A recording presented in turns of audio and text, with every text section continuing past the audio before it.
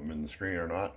I wouldn't say that we're snowbound today, but there's a lot of snow out here, central Alberta. Let's check it out.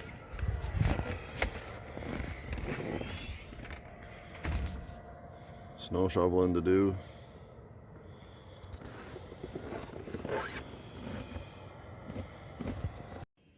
Hello everybody, welcome to Reading Poetry Badly. We've got the longest poem in the book today, so this is going to be a long one. I almost don't want to read it. I'm going to have my head down most of the time, sorry. But we're going to get through this quick. I don't even know if my camera will record it all. So, this is Snowbound by John Greenleaf Whittier. Here we go, sit back. The sun that brief December day rose cheerless over hills of gray, and darkly circled, gave at noon a sadder light than waning moon. Slow, tracing down the thickening sky, its mute and ominous prophecy, a portent seeming less than threat, it sank from sight before it set. A chill, no coat, however stout, of homespun stuff could quite shut out a hard, dull bitterness of cold, that checked mid-vein the circling race of lifeblood in the sharpened face. The coming of the snowstorm told. The wind blew east, we heard the roar of ocean on his wintry shore, and felt the strong pulse throbbing there beat with low rhythm our inland air. Meanwhile, we did our nightly chores, brought in the wood from out of doors, littered the stalls, and from the mows raked down the herd's grass for the cows, heard the horse whinnying for his corn, and sharply clashing horn on horn, impatient down the stanchion rows, the cattle shake their walnut bows.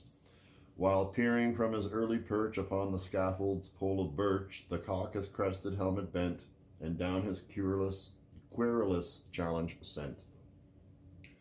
Unwarmed by any sunset light, the gray day darkened into night, a night made hoary with the swarm and whirl dance of the blinding storm, as zigzag, wavering to and fro, crossed and recrossed the winged snow, and ere the early bedtime came, the white drift piled the window frame, and through the glass the clothesline posts looked in like tall and sheeted ghosts. So, all night long the storm roared on, the morning broke without a sun, and tiny spiral traced with lines of nature's geometric signs, in starry flake and pellicle, all day the hoary meteor fell, and when the second morning shone, we looked upon a world unknown, on nothing we could call our own. Around the glistening wonder bent the blue walls of the firmament. No cloud above, no earth below, a universe of sky and snow. The old familiar sights of ours took marvelous shapes, strange domes and towers, rose up where sty or corn crib stood, or garden wall or belt of wood. A smooth white mound the brush pile showed, a fenceless drift what once was road. The bridle post an old man sat with loose flung coat and high cocked hat. The well curb had a Chinese roof, and even the long sweep high aloof on it, in its slant splendor, seemed to tell of Pisa's leaning miracle. A prompt, decisive man, no breath our father wasted. Boys, a path! Well pleased, for when did farmer boy count such a summons less than joy? Our buskins on our feet we drew, with mittened hands and caps drawn low to guard our necks and ears from snow. We cut the solid whiteness through, and where the drift was deepest made a tunnel walled and overlaid with dazzling crystal.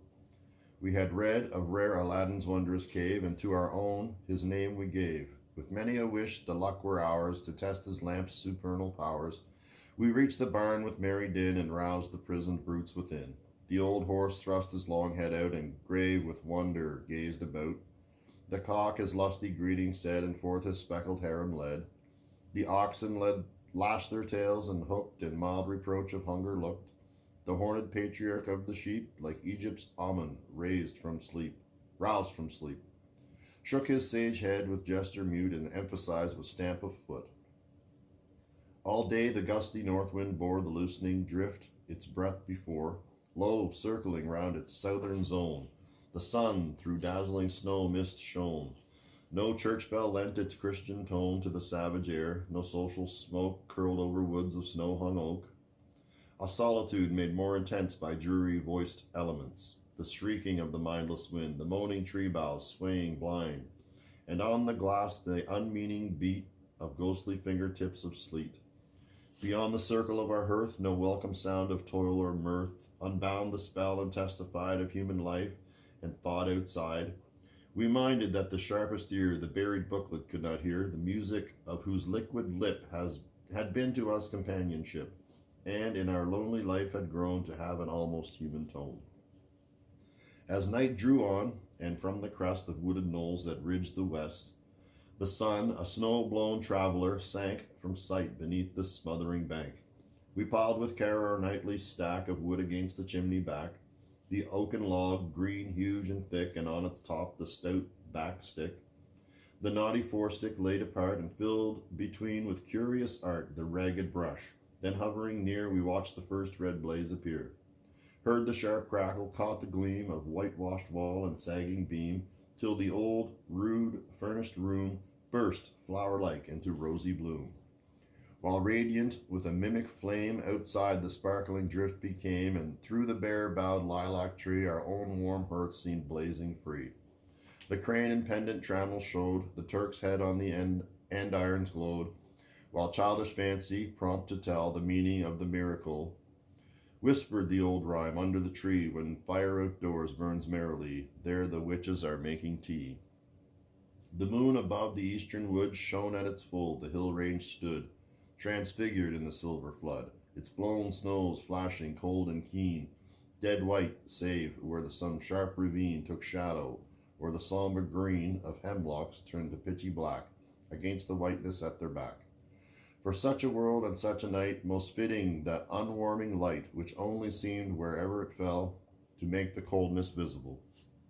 Shut in from all the world without, we sat the clean-winged hearth about, content to let the north wind roar in baffled rage at pane and door, while the red logs before us beat the frost line back with tropic heat, and ever when a louder blast shook beam and rafter as it passed, the merrier up its roaring draught. The great throat of the chimney laughed. The house dog, on his paws outspread, laid to the fire his drowsy head. The cat's dark silhouette on the wall, a couchant tiger seemed to fall. And for the winter fireside meat between the andiron's straddling feet, the mug of cider simmered slow, the apples sputtered in a row, and close at hand the basket stood with nuts from brown October's wood. What matter how the night behaved? What matter how the north wind raved? Blow high, blow low, not all its snow could quench our hearth fire's ruddy glow. Oh, time and change, with hair as gray as was my sire's that winter day. How strange it seems, with so much gone of life and love, to still live on. Ah, brother, only I and thou are left of all that circle now. The dear home faces whereupon that fitful firelight paled and shone. Henceforward, listen as we will, the voices of that hearth are still. Look where we may, the wide earth o'er, these lighted faces smile no more. We tread the paths their feet have worn. We sit beneath their orchard trees, we hear like them the hum of bees and rustle of the bladed corn. We turn the pages that they read, their written words we linger o'er, but in the sun they cast no shade, no voice is heard, no sign is made, no step is on the conscious floor. Yet love will dream and faith will trust, since he who knows our need is just, that somehow, somewhere meet we must, alas for him who never sees the stars shine through his cypress trees, who, hopeless, lays his dead away, nor looks to see the breaking day across the mournful marbles play, who hath not learned in hours of faith the truth to flesh and sense unknown, that life is ever lord of death, and love can never lose its own. We sped the time with stories old, wrought puzzles out and riddles told, or stammered from our schoolbook lore the chief of Gambia's golden shore. How often since, when all the land we clay in slavery shaping hand, as if a trumpet called, I've heard Dame Mercy Warren's rousing word, does not the voice of reason cry, claim the first right which nature gave from the red scourge of bondage to fly, nor deign to live a burdened slave. Our father rode again his ride on Memphremagog's a wooded side, sat down again to moose and samp in trapper's hut and Indian camp, lived o'er the old idyllic ease beneath St. Francois's hemlock trees. Again for him the moonlight shone on Norman cap and bodice zone. Again he heard the violin play, which led the village dance away, and mingled in its merry whirl the grandam and the laughing girl.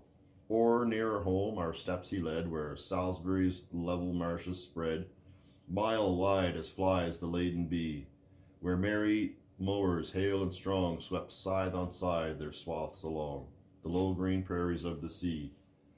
We shared the fishing off Boar's Head and round the rocky isles of shoals, the hake broil on the driftwood coals, the chowder on the sand beach made, dipped by the hungry steaming hot with spoons of clamshell from the pot. We heard the tales of witchcraft old, and dream and sign and marvel told to sleepy listeners as they lay, stretched idly on the salted hay, adrift along the winding shores, when favoring breezes deigned to blow the square sail of the gundalow, and idle lay the useless oars.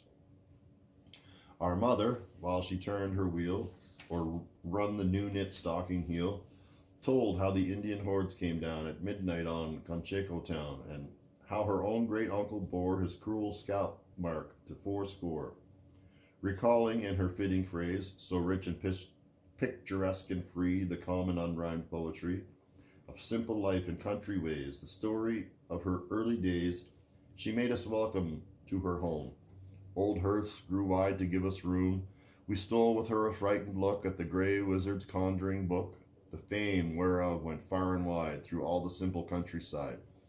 We heard the hawks at twilight play, the boat horn on Piscataqua. That's a good one. The loon's weird laughter far away. We wished her little trout brook knew what flowers in wood and meadow grew, what sunny hillsides autumn brown she climbed to shake the ripe nuts down. Saw where in sheltered cove and bay the ducks' black squadron anchored lay, and heard the wild geese calling loud beneath the grey November cloud. Then, happily, with a look more grave and soberer tone, some tale she gave from painful Sewell's ancient tome, beloved in every Quaker home, of faith fire-winged by martyrdom, or Chalkley's journal old and quaint, gentlest of skippers, rare sea saint, who, when the dreary calms prevailed, and water butt and bread cask failed, and cruel hungry eyes pursued his portly presence mad for food, with dark hints muttered under breath, of casting lots for life or death, offered if heaven withheld supplies, to be himself the sacrifice. Then suddenly, as if to save the good man from his living grave, a ripple on the water grew, a school of porpoise flashed in view. Take, eat, he said, and be content. These fishes in my stead are sent by him who gave the tangled ram to spare the child of Abraham. Our uncle, innocent of books, was rich in lore of fields and brooks, the ancient teachers never dumb of nature's unhoused lyceum. In moons and tides and weather wise he read the clouds as prophecies, and foul or fair could well divine by many an occult hint and sign, holding the cunning warded keys to all the woodcraft mysteries, himself to nature's heart so near that all her voices in his ear, or of beast or bird, had meanings clear, like Apollonius of old, who knew the tales the sparrows told, or Hermes, who interpreted what the sage cranes of Nilus said. A simple, guileless, childlike man, content to live where life began, strong only on his native grounds, the little world of sights and sounds, whose girdle was the parish bounds, whereof his fondly partial bride, the common features magnified, as Surrey hills to mountain grew, in white of Selborne's loving view. He told how teal and loon he shot, and how the eagle's eggs he got, the feats on pond and river done, the prodigies of rod and gun, till, warming with the tales he told, forgotten was the outside cold. The bitter wind unheeded blew, from ripening corn the pigeons flew, the partridge drummed in the wood, the mink went fishing down the river brink. In fields with bean or clover gay, the woodchuck, like a hermit gray, peered from the doorway of his cell. The muskrat plied the mason's trade, and tier by tier his mud walls laid, and from the shagbark overhead the grizzled squirrel dropped his shell. Next, the dear aunt, whose smile of cheer and voice in dreams I see and hear, the sweetest woman ever fate perverse denied a household mate, who, lonely, homeless, not the less, found peace in love's unselfishness, and welcome wheresoe'er she went, a calm and gracious element, whose presence seemed the sweet income and womanly atmosphere of home, called up her girlhood memories, the huskings and the RPBs, the sleigh rides and the summer sails, weaving through all the poor details and homespun warp of circumstance, a golden woof thread of romance. For well she kept her genial mood and simple faith of maidenhood. Before her still a cloudland lay, the mirage loomed across her way, the morning dew that dries so soon, while others glistened at her noon. Through years of toil and soil and care, from glossy trees to thin gray hair, all unprofaned she held apart the virgin fancies of the heart. Be shame to him of woman born, who hath for such but thought of scorn. There too our elder sister plied her evening tasks to stand beside, a full, rich nature, free to trust, truthful and almost sternly just, impulsive, earnest, prompt to act, and make her generous thought a fact. Keeping with many a light disguise the secret of self-sacrifice. O heart sore tried, thou hast the best that heaven itself could give thee, rest. Rest from all bitter thoughts and things. How many a poor one's blessings went with thee beneath the low green tent, whose curtain never outward swings. As one who held herself apart of all she saw, and let her heart against the household bosom lean, upon the motley braided mat our youngest and our dearest sat, lifting her large, sweet, asking eyes, now bathed in the unfading green and holy peace of paradise. Oh, looking from some heavenly hill, or from the shade of saintly palms, or silver reach, or of river calms, do those large eyes behold me still, with me one little year ago. The chill weight of the winter snow for months upon her grave has lain, and now when summer south winds blow, and briar and harebell bloom again, I tread the pleasant paths we trod, I see the violet sprinkled sod, whereon she leaned, too frail and weak, the hillside flowers she loved to seek, yet following me where'er I went, with dark eyes full of love's content. The birds are glad, the briar rose fills the air with sweetness, all the hills stretch green to June's unclouded sky. But still I wait with ear and eye for something gone which should be nigh, a loss in all familiar things, and flower that blooms, and bird that sings. And yet, dear heart, remembering thee, am I not richer than of old, safe in thy immortality? What change can reach the wealth I hold? What chance can mar the pearl and gold thy love hath left in trust with me? And while in life's late afternoon, where cool and long the shadows grow, I walk to meet the night that soon shall shape and shadow overflow, I cannot feel that thou art far, since near at need the angels are. And when the sunset gates unbar, shall I not see thee waiting stand, and white against the evening star, the welcome of thy beckoning hand? Brisk wielder of the birchen rule, the master of the district school, held at the fire his favorite place, its warm glow lit a laughing face, fresh-hued and fair, where scarce appeared the uncertain prophecy of beard. He teased the mitten-blinded cat, played crosspins on my uncle's hat, sang songs and told us what befalls in classic Dartmouth's college halls, born the wild northern hills among, from whence his yeoman father wrung, by patient toil subsistence scant, not competence and yet not want. He early gained the power to pay his cheerful, self-reliant way, good doff at ease, his scholar's gown, to peddle wares from town to town, or through the long vacations reach, in lonely lowlands districts teach, where all the droll experience found at strangers' hearths in boarding round. The moonlit skaters scheme to light the sleigh drive through the frosty night, the rustic party with its rough accompaniment of blind man's buff, and whirling plate and forfeits paid, his winter task a pastime made, happy the snow-locked homes wherein he turned his merry violin, or played the athlete in the barn, or held the good dame's winding yarn, or mirth-provoking versions told of classic legends rare and old, wherein the scenes of Greece and Rome had all the commonplace of home, and little seemed at best the odds twixt Yankee peddlers and old gods, where Pindus-born Arachthus stood the guise of any grist mill brook, and dread Olympus at his will became a Huckleberry Hill. A careless boy that night he seemed, but at his desk he had the look and air of one who wisely schemed, and hostage from the future took, in trained thought and lore of book.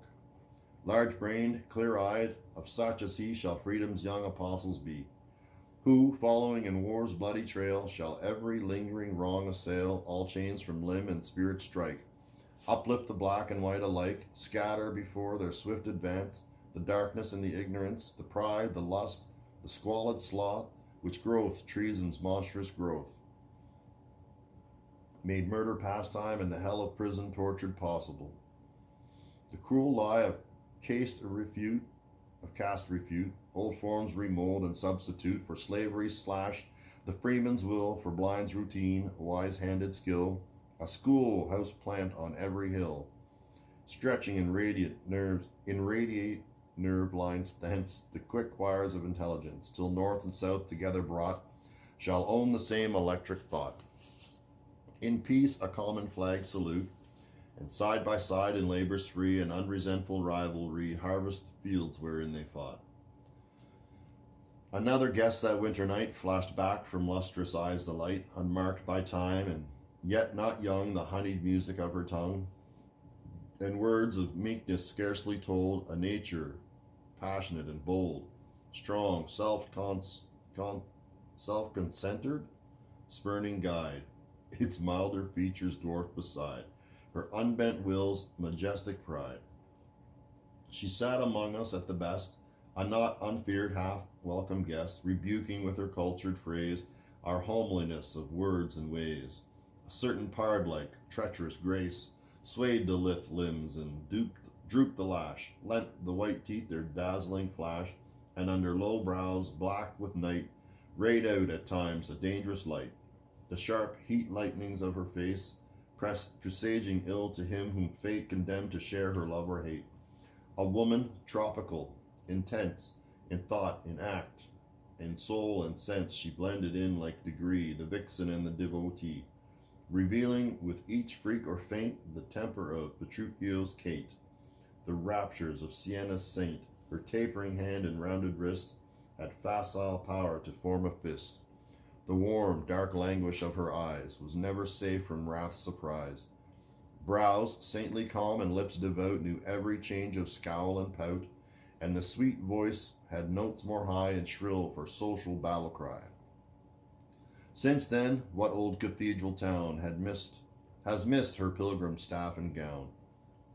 What convent gate has held its lock against the challenge of her knock?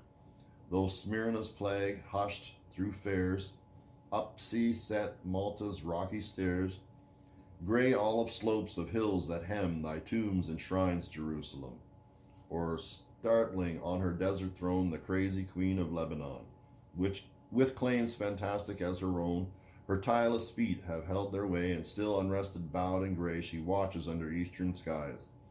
With hope each day renewed and fresh, the Lord's quick coming in the flesh, whereof she dreams and prophesies. Where'er her troubled path may be, the Lord's sweet pity with her go.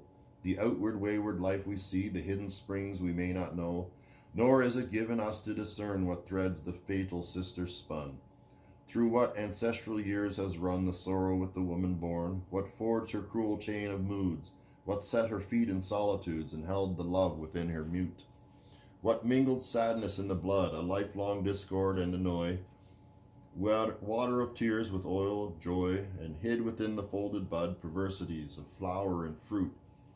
It is not ours to separate the tangled skein of will and fate, to show what beats and bounds should stand upon the soul's debatable land, and between choice and providence divide the circle of events. But he who knows our frame is just, merciful and compassionate, and full of sweet assurances, and hope for all the languages, that he remembereth we are dust. At last, the great logs, crumbling low, sent out a dull and duller glow. The bull's eye watch that hung in view, ticking its weary circuit through, pointed with mutely warning sign its black hand to the hour of 9. The sign the pleasant circle broke, my uncle ceased his pipe to smoke, knocked from its bowl the refuse gray, and laid it tenderly away, then roused himself to safely cover the dull red brands with ashes over. And while with care our mother laid the work aside, her steps she stayed. One moment, seeking to express her grateful sense of happiness, for food and shelter, warmth and health, love's contentment more than wealth, with simple wishes, not the weak, vain prayers which no fulfillment seek, but such as warm the generous heart, or prompt to do with heaven its part, that none might lack that bitter night for bread and clothing, warmth and light. Within our beds, awhile we heard the wind that round the gables roared, with now and then a ruder shock which made our very bedsteads rock. We heard the loosened clapboards tossed, the board nails snapping in the frost, and on us, through the unplastered wall, felt the light-sifted snowflakes fall. But sleep stole on as sleep will do, when hearts are light and life is new. Faint and more faint the murmurs grew, till in the summer land of dreams they softened to the sound of streams. Low stir of leaves and dip of oars and lapsing waves on quiet shores. Next morn, we wakened with the shout of merry voices high and clear, saw the teamsters drawing near to break the drifted highways out. Down the long hillside, treading slow, we saw the half-buried oxen go, shaking the snow from heads uptossed, their straining nostrils white with frost. Before our door, the straggling train drew up, an added team to gain. The elders threshed their hands a cold, passed with the cider mugs their jokes from lip to lip. The younger folks down the loose snowbanks wrestling rolled, then toiled again the cavalcade. O'er windy hill, through clogged ravine and woodland paths that wound between. Low drooping pine boughs winter wade, from every barn a team afoot, at every house a new recruit, where, drawn by nature's subtlest law, haply the watchful young men saw sweet doorway pictures of the curls, curious eyes of merry girls, lifting their hands in mock defense against the snowball's compliments, and reading in each missive tossed the charm with Eden never lost. We heard once more the sleigh bells sound, and following where the teamsters led, the wise old doctor went his round, just pausing at our door to say, in the brief autocratic way of one who, prompt at duty's call, was free to urge her claim on all, that some poor neighbor sick abed at night our mother's aid would need. For one in generous thought and deed, what mattered in the sufferer's sight, the Quaker matron's inward light. The doctor's mail of Calvin's creed, all hearts confess the saints elect, who, twain in faith and love agree, and melt not in an acid sect, the Christian pearl of charity. So days went on, a week had passed, since the great world was heard from last. The almanac we studied o'er, read and reread our little store of books and pamphlets, scarce a score. One harmless novel mostly hid from younger eyes, a book forbid, and poetry, or good or bad, a single book was all we had, where Elwood's meek, drab-skirted muse, a stranger to the heathen nine, sang with a somewhat nasal whine the wars of David and the Jews. At last the floundering courier bore the village paper to our door.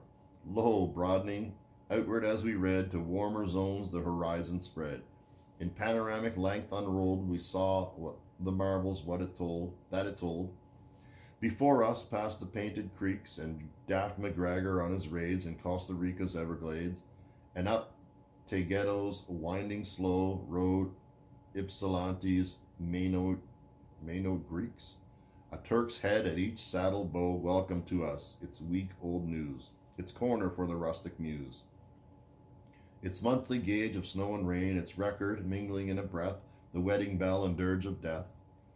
Jest, anecdote, and love-lorn tale, the latest culprit sent to jail, its hue and cry of stolen and lost, its venue sales and goods it costs, and traffic calling loud for gain. We felt the stir of hall and street, the pulse of life that round us beat. The chill embargo of the snow was melted in the genial glow. Wide swung again our ice-locked door, and all the world was ours once more.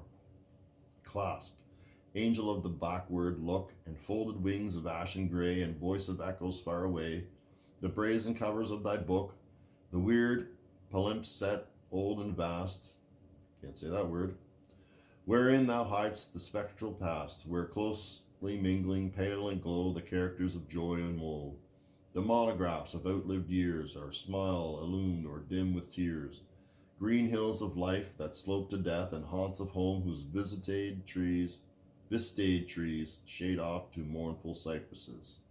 with the white amaranths underneath. Even while I took, I can but heed the restless sands, incessant fall, importunate hours that hours succeed, each clamorous with its own sharp need, and duty keeping pace with all.